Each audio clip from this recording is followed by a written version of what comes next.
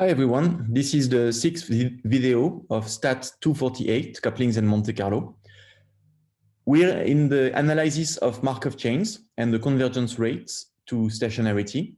We've looked at different techniques already to obtain those convergence rates, such as couplings, introducing a second chain assumed to be already stationary, and looking at the contraction or the meetings, exact meetings, between the stationary chain and the chain of interest. So in this video, we'll continue to look at those topics from a mostly analytical or mathematical angle. So we'll discuss more techniques that are often used in the analysis of Markov chains, in the Markov chain Monte Carlo literature in particular. And mainly we'll see two types of techniques. The first is called minorization and drift, and has been often used to obtain convergence rates for MCMC, although usually the rates obtained this way are not very precise. And then we'll look at another technique called iterated random functions, which has more to do with the convergence in Wasserstein distance and the contraction between two processes. And in particular, we'll look at a certain idea of a forward process versus a backward process that appeared in the literature on iterated random functions in the 90s and 2000s. And we'll see similar ideas later in the following chapters. And so this way we'll get familiar to the idea. So that's the program for today, mostly drift and minorization conditions, and then iterated random function, backward and forward processes. So let's get started.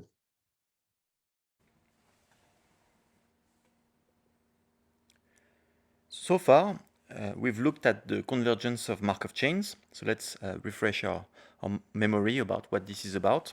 We have a Markov chain, xt, indexed by time t.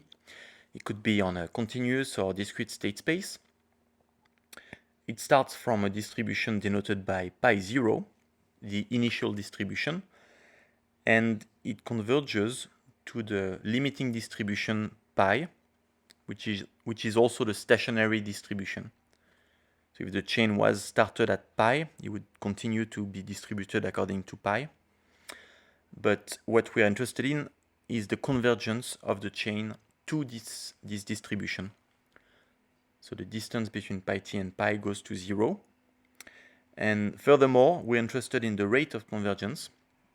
So a geometric ergodicity result is when the distance between pi t and pi is less than a constant c times a constant rho to the power t, where rho is in the interval 0, 1. And c is a finite constant. So that's the type of ergodicity result that we're interested in this part of the course, again corresponding to chapter 3. And the distance between distributions that we're considering will be often the total variation distance, sometimes the Wasserstein distance or other distances. So those results could be defined meaningfully for any choice of distance. So how do we establish such results? In particular for chains that are generated with MCMC algorithms. So Markov chains are very generic objects that could be defined on plenty of different settings and spaces and so on. So here we're looking at MCMC, in particular the type of algorithms we've discussed so far, such as Gibbs samplers or random walk, Rosenbluth-Taylor type algorithms. So on the menu today, we'll look at certain techniques that appear in a lot of the theoretical literature on the topic. And so those are sort of keywords that you will need in order to navigate this literature. In particular, minorization conditions, drift conditions, contraction between chains, iterated random functions, and so on. So note from the onset that typically those techniques will be useful to establish geometric ergodicity, as stated above. However, they will not be useful to obtain precise constants in the geometric ergodicity statement. So the constants c and rho that we will obtain with those techniques that we'll see today are not generally available or explicit or reasonable enough for users to use in practice.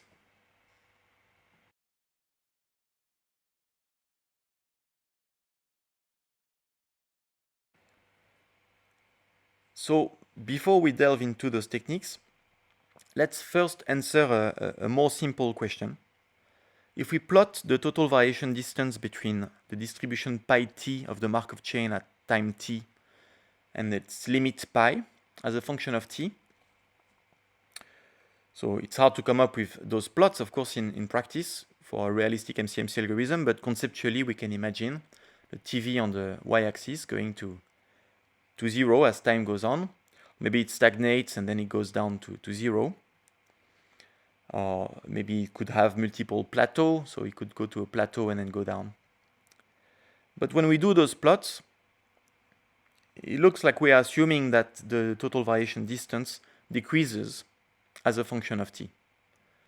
But is it always the case, in fact, that this total variation distance decreases as a function of time t? So is it the case that pi t minus pi in total variation is always less than pi t minus 1 minus pi at the previous time? So it turns out that we can in fact obtain quite a generic result along those lines. So let's see. We recall two alternative representations of the total variation distance. It's either a supremum over all measurable sets or a supremum over functions bounded by 1. In that case, it's a supremum over those functions of the difference between the expectation of those functions under the two distributions that are considered. So we have those two equivalent representations. Now assume that we have a Markov kernel K for our Markov chain, and that this Markov chain is pi invariant. So we can write this as pi is equal to pi k, where pi k is the distribution of the chain evolving from pi and doing one step according to k. So then we can write that for all sets A, the total variation between pi t and pi is the supremum over pi t of A minus pi of A over all A. And those two distributions we can write in terms of the Markov kernel K. So pi t is pi t minus 1 k, and pi is equal to pi k because k is pi invariant. And what those expressions mean are, for example, integrals. So here the integral of pi t minus 1 of x, k of x to a, so the chance of going from state x to set a in one step, dx. And so in fact, this difference of probabilities of sets is in fact also the difference between expectations of certain functions, and those are the functions that map x to the chance of landing in set A from x over one step. And that's a function that's bounded by 1. And so by the representation of the TV in terms of functions bounded by 1, we have that this expression above is less than the supremum over all functions bounded by 1 of the expectation under pi t minus 1 and the expectation under pi of those functions. And since this is true for all sets A, then this also is true for the supremum. And so we have that the supremum of the difference in probabilities pi t of A and pi of A is less than the total variation distance at the previous time. Okay. In other words, indeed, as a function of t, this total variation distance decreases at every single step. So it's an inequality that is not strict.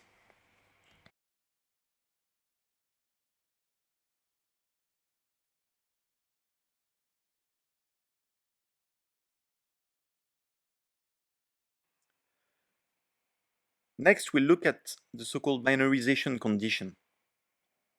So we've seen it before, in fact. If the state space is finite, and if the chain is irreducible and aperiodic. We have seen before that in that case there exists an integer r such that for all states xy in the state space, the rth iterate of the Markov transition k, which here is a transition matrix, at entry xy is more than 0.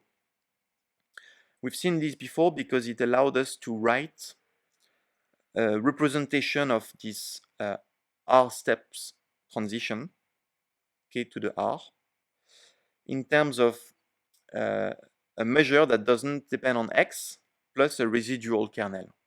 So here we write delta nu of y plus 1 minus delta q of xy, where most importantly, the first component of this mixture does not depend on x.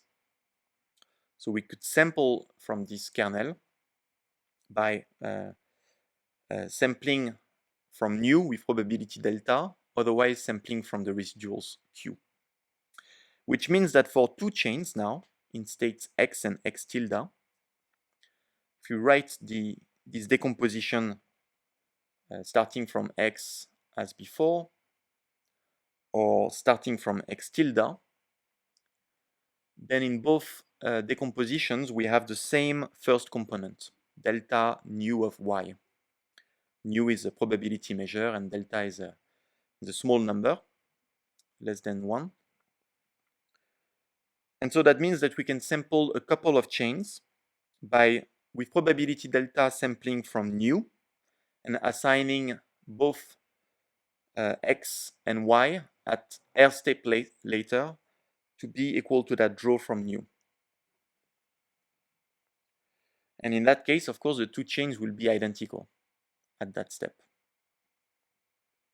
And since this has a chance of happening every r steps, overall we have a meeting time, if we count in multiple of r steps, that is a geometric random variable with probability delta. So in other words, we have a meeting time that is sort of explicit enough so that we can obtain a geometric ergodicity result in total variation. The problem with this is that the assumption that there exists an r such that for all xy, k to the r xy would be more than 0 is very strong.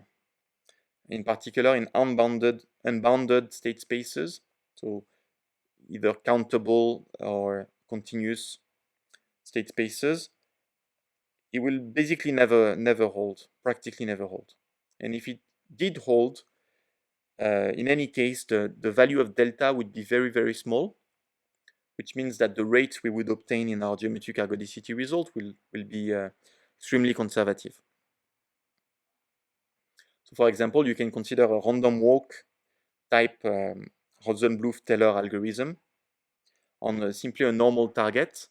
And if you consider two current states x and x tilde to be very far away from one another, you'll see that the common component delta nu of y will have to be very, very small.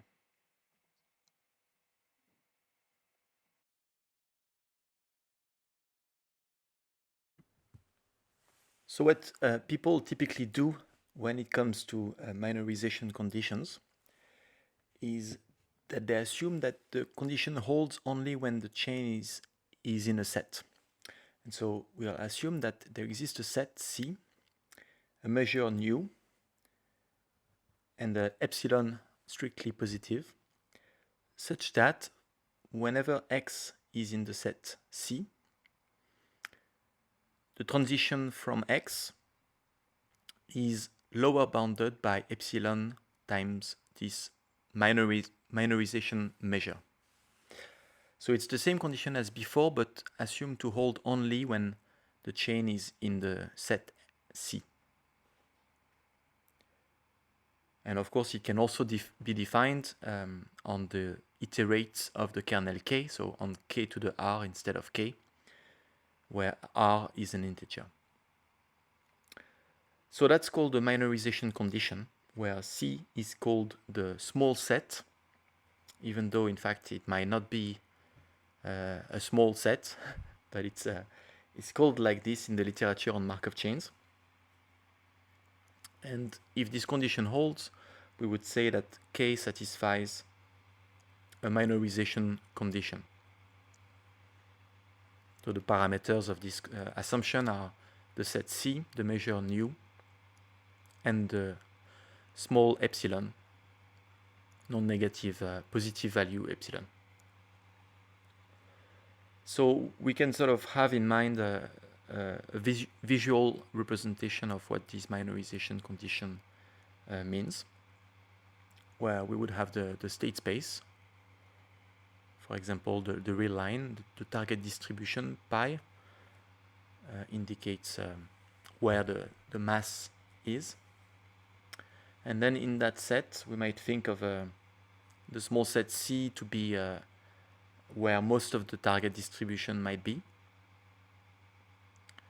And then for any x, we can imagine the kernel kx dot to be a distribution not exactly centered at x, but close by, like a little modification around x. So if x is in different places, we have different distributions for the kernel kx dot. And so what this minorization condition means is that for all x in a set, those kx dot are distributions that are all different, but they have an overlap, a common part, and that's epsilon times nu. That's the common part of all the distributions kx dot when x is in the set C. So the benefit of assuming such a condition is that under those conditions, if two Markov chains were simultaneously in the set C, then we could couple them in such a way that they would meet with probability epsilon. In particular, we would represent the kernel as a mixture, as we've done before, and with probability epsilon, we could draw from the common part. So we would draw from nu, and overall this would lead to a meeting time with geometric tails, and thus geometric ergodicity. Of course, the drawback now is that the chains might not be simultaneously in the set C. So now we have a question: when are the chains going to be in the set C together? How often is that going to happen? And so we will need more work in order to control the event that the chains might not be in the set C.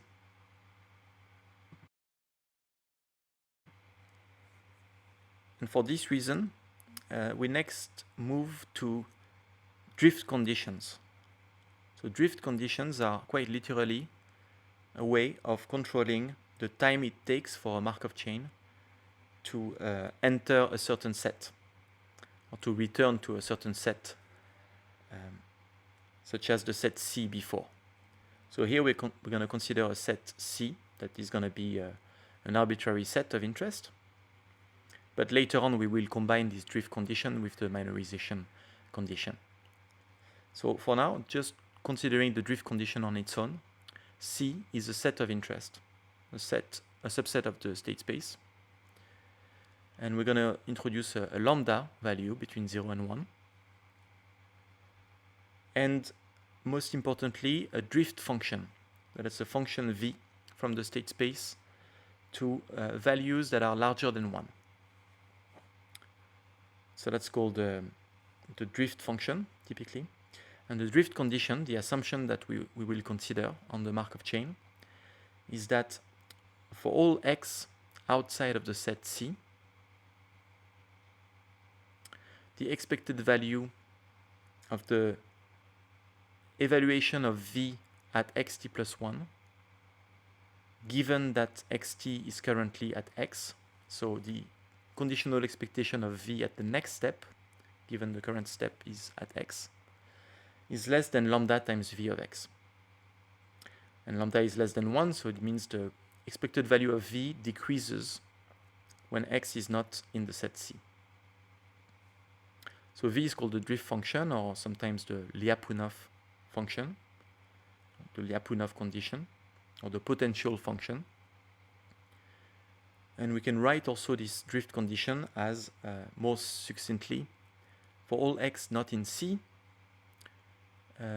kv of x is less than lambda v of x, because kv is a short notation for exactly this expected value of v at the next step.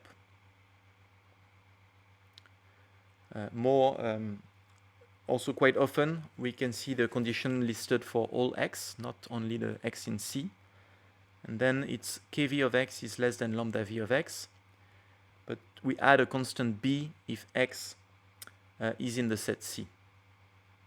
So it's the same condition as before if x is not in the set C, but then if it's in the set C, we just say that we add a constant, and this still holds, where the constant is just finite.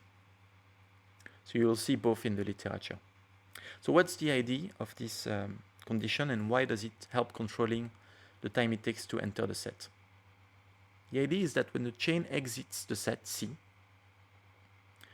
we start looking at the process v of xt. And that's a process that is real valued, even though x itself might be in a complicated space. And by the assumption, the process decreases in expectation quickly, geometrically fast. But the value of the process is always greater than 1, because v of x is more than 1. That's an assumption on the function v. So the decrease of the value of v of xt over the time steps cannot go on forever.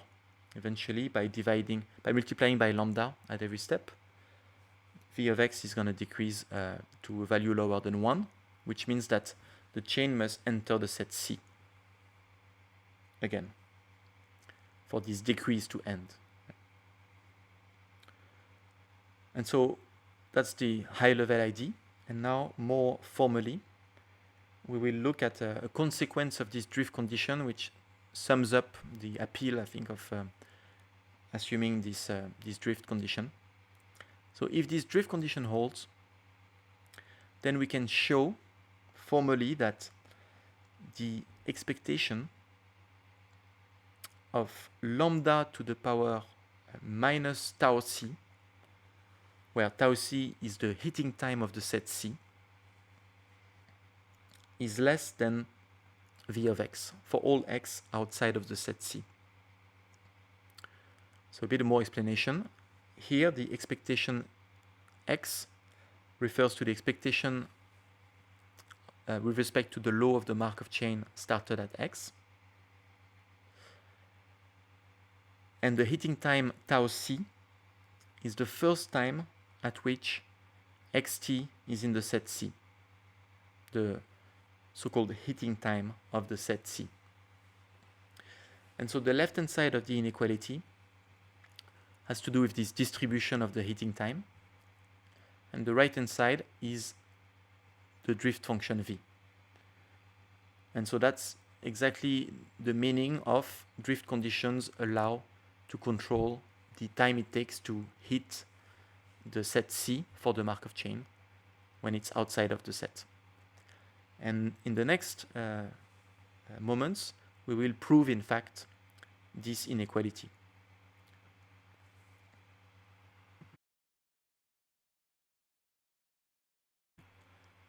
So let's recall the assumption, which is that the expected value of v over one step decreases, so is less than lambda v of x. Let's recall that the heating time tau c is the first time at which xt is in the set C, time it takes for the chain to enter the set C.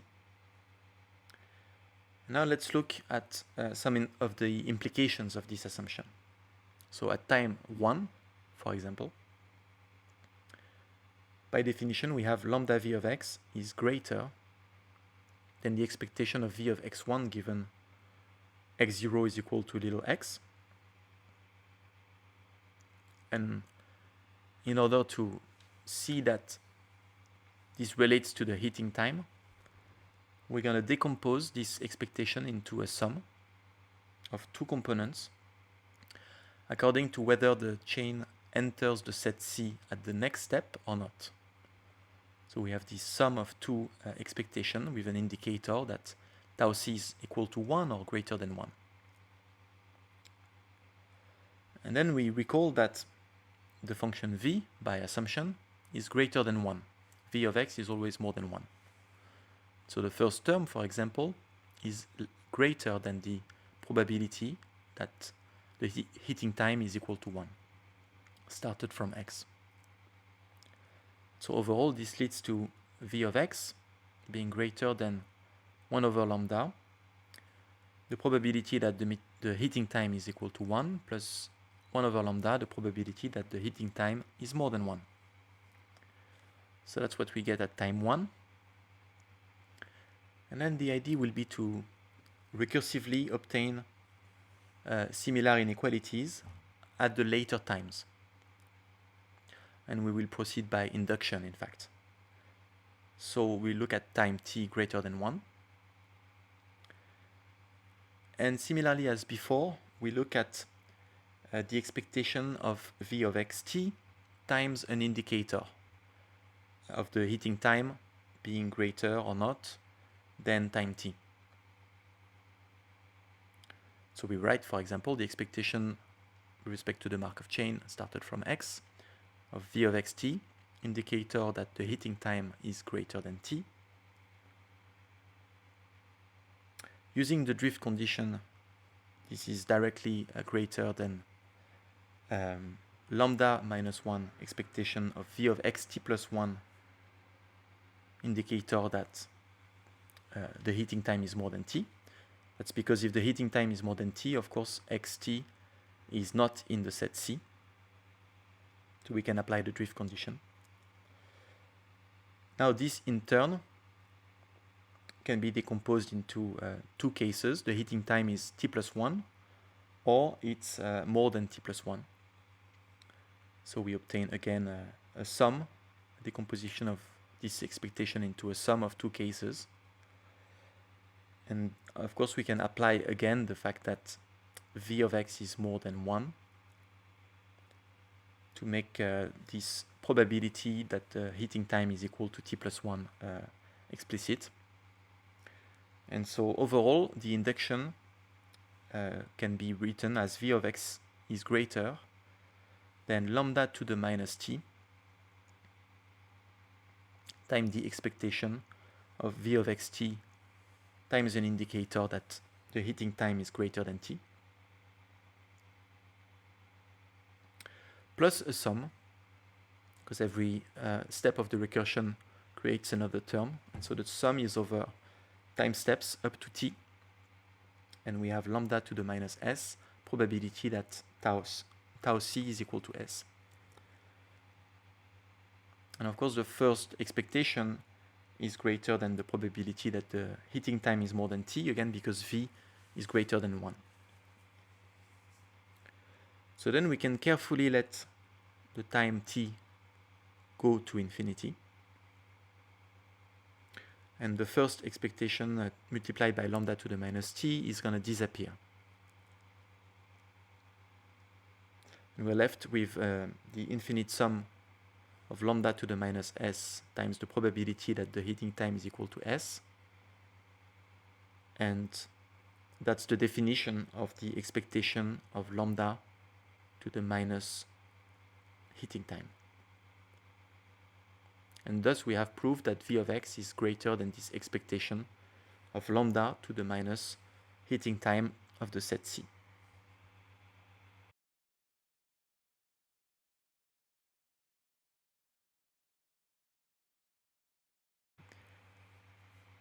So we've seen a consequence of the drift condition, and in this board we will see more explicitly perhaps why we care about obtaining this inequality, this control of the heating time, why it's quite explicit. So what we've seen so far, it's a quite mathematical statement. On the left-hand side, we had expectation of lambda to the minus heating time. On the right-hand side, v of x.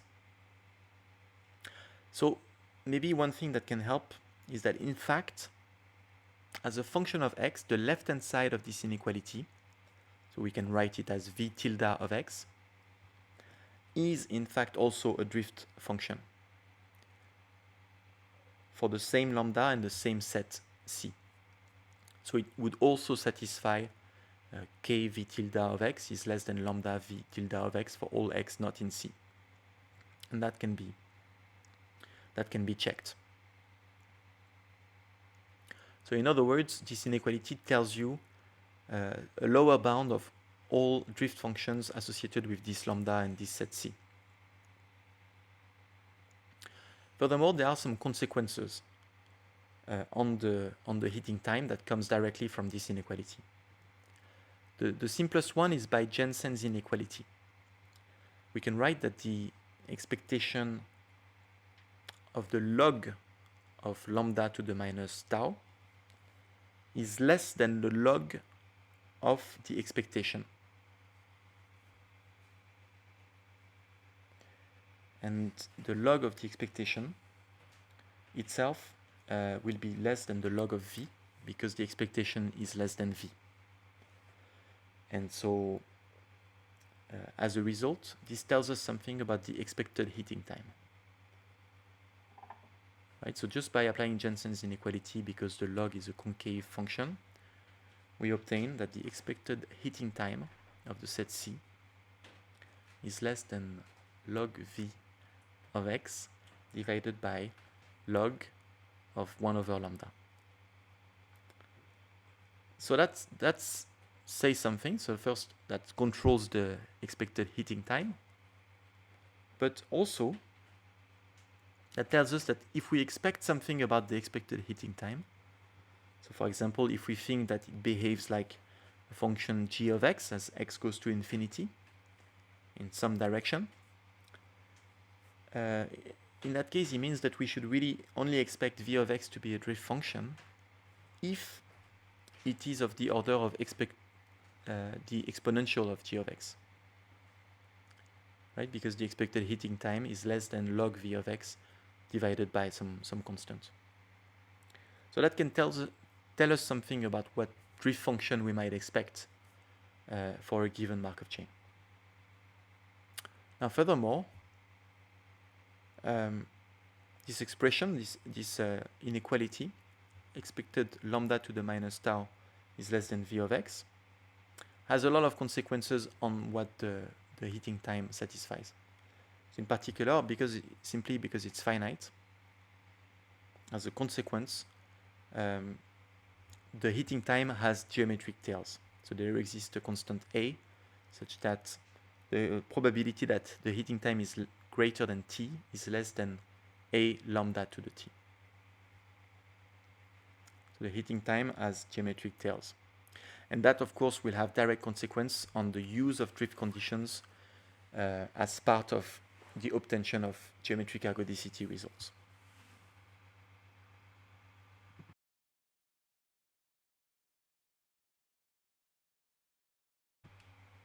So more precisely, in many cases, we would like a drift function on a pair of Markov chains, not on a single Markov chain. We would like two chains to be simultaneously in a set C. In fact, there's quite a generic way of obtaining a drift condition on a pair given a drift condition on a single chain.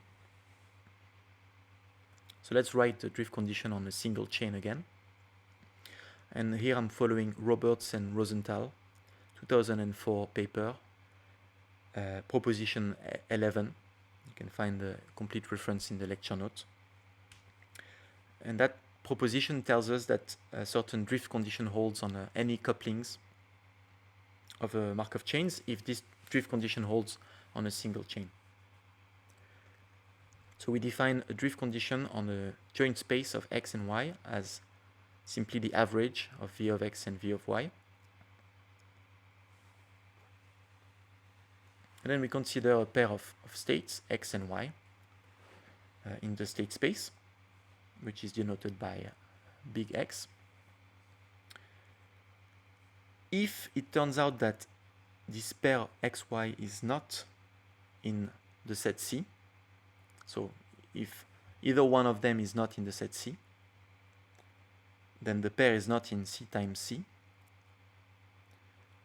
in which case the proposed drift function v bar will be more than 1/2 plus d over 2, where d is the smallest value of v outside of the set C. It simply means that if xy is not in C times C, either x or y is outside of the set.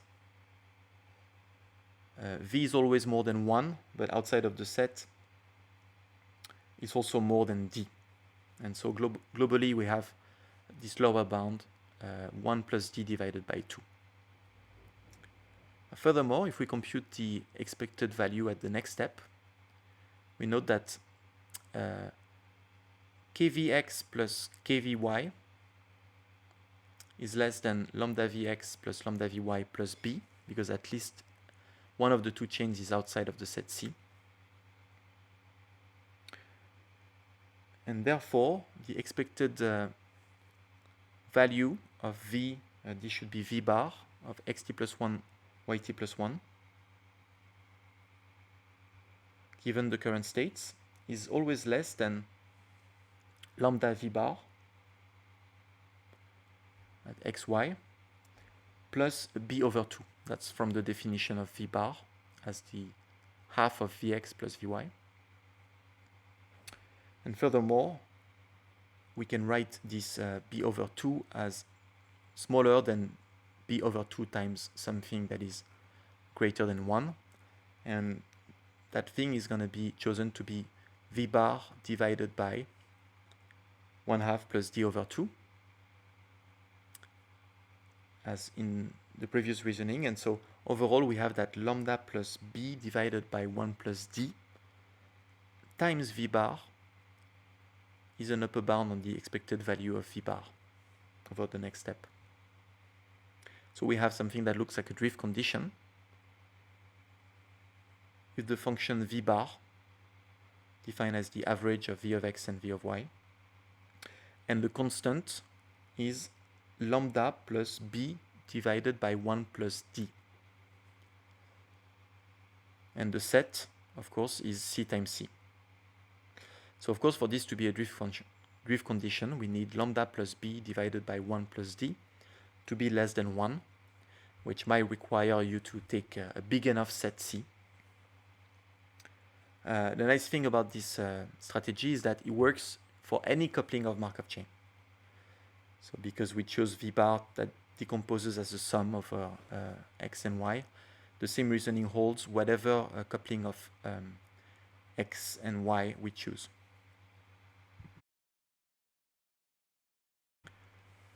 We've seen what the drift condition is about, and we've seen the minorization condition before. The combination of those two conditions leads quite automatically, so to speak, to a geometric ergodicity result. So we'll see very briefly how it works. We assume that we have a minorization condition with a set C, and of course that the same set C is in the drift condition, so that we control the excursions of the chains outside of the set C. So we assume this drift condition on the pair of chain x and y with a function v bar and a parameter lambda bar in the interval 0, 1. V bar is assumed to be greater than 1. And so those conditions together imply that the distance to stationarity in total variation is less than c times rho to the power t. That's our geometric ergodicity type result. And we can express rho as a function of the delta and the lambda bar and the drift function v bar. So I'll just very briefly mention how to prove this. There's a very nice and short account in Jeff Rosenthal's 2002 paper, which has a simple account in the title. You can find the reference in the lecture notes. So introduce dt, which indicates whether the chains have met or not. So it's 0 if xt different than yt, and it's 1 if xt is equal to yt. And we assume here that xt and yt evolve as was previously described. That is, they evolve actually independently if they're not together in the set C. But if they are together in the set C, so if they belong to C times C, then with probability delta, we will sample their next value from the measure nu, the minorizing measure. And otherwise, we sample from residual transition kernels, conditioned, of course, on the current states of X and Y, respectively. So I'll refer to the previous description of those this coupling construction when we have a minorization condition. The only difference here is that if the chains are not in the same set, the small set, then they evolve independently. And we denote by nt the number of visits of the pair of chains to the set C times C by time t. So that's an integer between 0 and t. And simply with this notation, we can write the probability that xt is different than yt, which is an upper bound on the TV, using the coupling argument. That's the probability that dt is 0, and that's decomposable into the probability that dt is 0 and there has been fewer than j visits to the set, plus the probability that dt is 0 and there has been at least j visits to the set. Now, the right-hand side is always less than 1 minus delta to the j, because whenever there's a visit to the set C times C, with delta probability, the two chains meet. And we're left with the first term, which we can control with the drift condition. That's because if the chains haven't met, the probability that they will enter the set C times C is controlled by the drift. And so as time goes on, we are expecting to visit the set more and more often.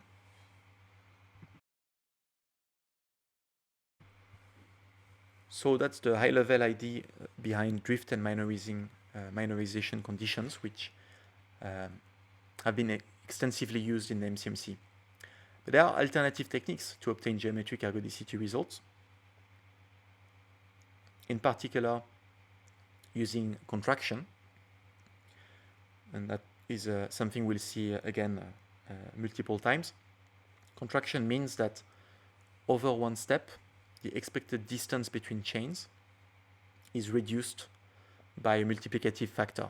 So it's less than lambda times the current distance. And of course, the distance has to be specified. And lambda is here a value less than 1. If we have such a contraction, we will have it only in simple cases, otherwise we'll have to only assume that it holds on a certain set, so we'll have to deal with complications. But if this contraction was to hold for all xt, yt, we would obtain geometric ergodicity with parameter lambda in the Wasserstein 1 distance as a direct consequence. More realistically, the contraction might hold only, for example, when the two chains are together in a set C. And so that's familiar now, because that's what we can assume also for the minorization condition. And so if contraction holds only in a subpart of the space, then we might want to employ the drift condition to control or to analyze what would happen when the chains are not in that set C times C. And so again, we can combine drift with contraction instead of minorization in order to obtain geometric ergodicity under fairly weak assumptions, but in this case using optimal transport distances, which are more directly related to the concept of contraction. Quite relatedly to the concept of contraction, Markov chains can be analyzed via a representation called iterated random functions. And that's an idea that has developed mostly in the 90s. It's very fruitful even today. So the representation is to simply write xt plus 1 as a function of xt and a random input, ut plus 1, where ut plus 1, for example, is assumed to be IID uniform, or it could be Gaussian. And the function psi is a deterministic function that takes a state x, a value in, say, 0, 1, and outputs a state x. So it turns out that this is not very restrictive. In fact, all Markov chains can be represented in that way, which is not necessarily obvious. It's not necessarily convenient to represent it that way, but it can always be done conceptually. And that's because, for example, a random input as a uniform can itself be transformed into arbitrarily many random inputs. So there's a way conceptually to transform one uniform draw into arbitrarily many uniform draws, and then via transformations obtain however many random variables that you might need. So this representation is always possible.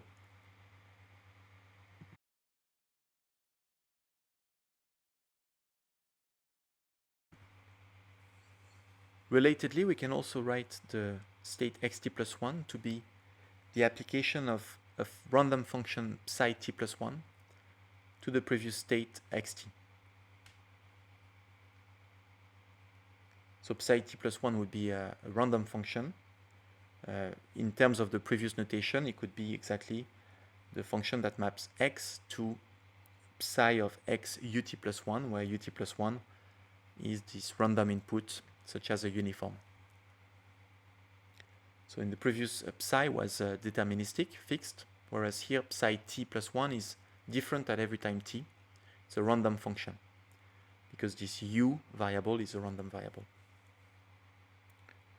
And so then we can write xt plus 1 as psi t plus 1 of xt, which is itself psi t of xt minus 1. And so we can compose those random functions to write xt plus 1 as a composition of t functions applied to t plus 1 functions applied to x0. And that's the view that is taken in papers like Diaconis and Friedman or Steinsaltz, 1999, to obtain geometric ergodicity results using quite a different set of techniques compared to what we've seen with drift and minorization. So I'll just state the result here without any proof. So first, denote by L of u the Lipschitz coefficient associated with the function psi dot u. So that's the supremum over all xy of the distance between psi xu and psi yu divided by the distance between x and y. That's simply the Lipschitz coefficient of the function psi when the random input is equal to u. And then we're going to assume that this Lipschitz coefficient is such that the expectation of its logarithm is strictly negative. And furthermore, the Lipschitz coefficient has polynomial tails. That is, the probability that it's greater than L is less than alpha L to the minus beta. And furthermore, we're going to assume a similar polynomial tails for another random variable called zeta of u. And what zeta of u is defined to be the distance between x0 and x1 constructed using the input u. So psi of x0 u, where x0 is an arbitrary point. So that's our zeta u. So if we have those two polynomial tails, then in fact we have a geometric ergodicity result, just like before, with a constant c that is finite and a rate rho less than 1. The constant c might depend on the starting point of the Markov chain at time 0, but the constant rho does not. And more precisely, the distance under consideration here is not the TV, but it's the Prokhorov distance, in fact, in Diaconis and Friedman. So in other words, we see that if we have a random function representation, iterated random function representation, some conditions on those functions will imply geometric ergodicity in a way that relates to contraction, because this Lipschitz coefficient relates to contraction properties, but without assuming contraction like at every step like we did before.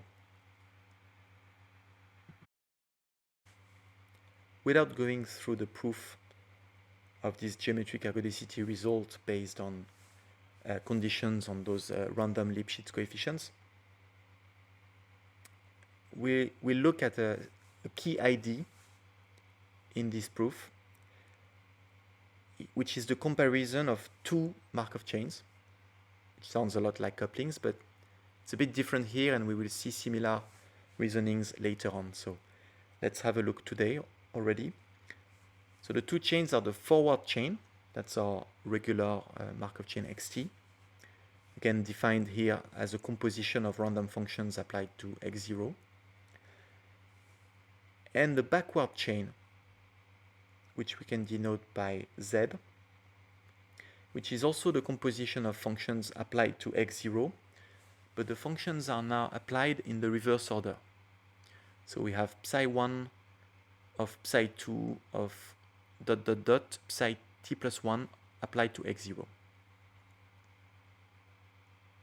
So the difference between the forward chain and the backward chain is that the order of the application of those random functions has been reversed. Right? So it looks like a bit peculiar. Perhaps you could even say at first glance it shouldn't change anything, because the functions psi t are all IID. The only difference between the different functions psi t is that we draw another random input ut, and then we apply the same deterministic function with a different random input. So it looks like changing the order of application, permuting the order, will not have much of an effect. And indeed, it has zero effect on the marginal distribution of the composition.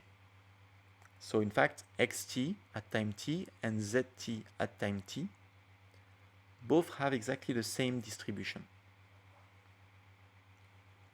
So at first glance, nothing happened.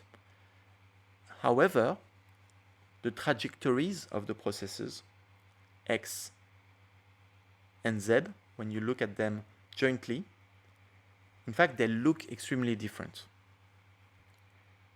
even though marginally each xt has the same distribution as each zt. So in order to get some intuition on this, we'll just look at an example, the example of the AR1 process, for which everything is explicit, but you could look at a lot of different Markov chains and see the same phenomenon. So let's look at the iterated random function representation of the AR1.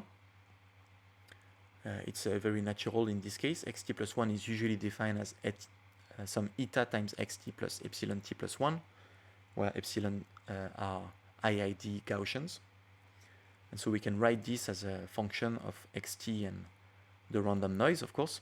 So here the random noise is Gaussian, but that doesn't change anything. We can define the backward chain, z. And so let's write explicitly what this z would be. So at time 1, we simply apply the random function psi with the first random input, epsilon 1. So it looks very familiar. But at time 2, it looks a bit different. Z2 is eta of eta z0 plus epsilon 2 and then plus epsilon 1. So the addition of epsilon 1 goes last. So when we look at z3, it's again eta of something, but then at the end we have plus epsilon 1. So when we continue to do this, we can write the zt terms. And we obtain eta to the power t times z0. And then we have a sum of eta to the power s epsilon s plus 1. That means that the newest epsilon is pre-multiplied by a very small value, so becomes very little. So the consequence of this is that the sequence z, the backward chain, in fact converges to a fixed value. It converges to a limit, whereas of course the forward chain, as you are familiar with as an AR process, just keeps on oscillating up to infinity. So the forward and the backward process behave very differently, and the convergence of one can help understanding the convergence of the other. So today we've seen techniques that can be used to obtain convergence results, mostly drift minorization on the one hand and iterated random function on the other hand. Sometimes those techniques can be combined, in fact. You can have, for example, drift and contraction type of analysis. In the next chapter, in the next video, we'll finish the chapter 3 of the lecture notes. And in particular, we'll look at examples, concrete examples, and how we can apply the tools that we've seen so far in the analysis of those concrete Markov chains. So that's it for today. Thank you.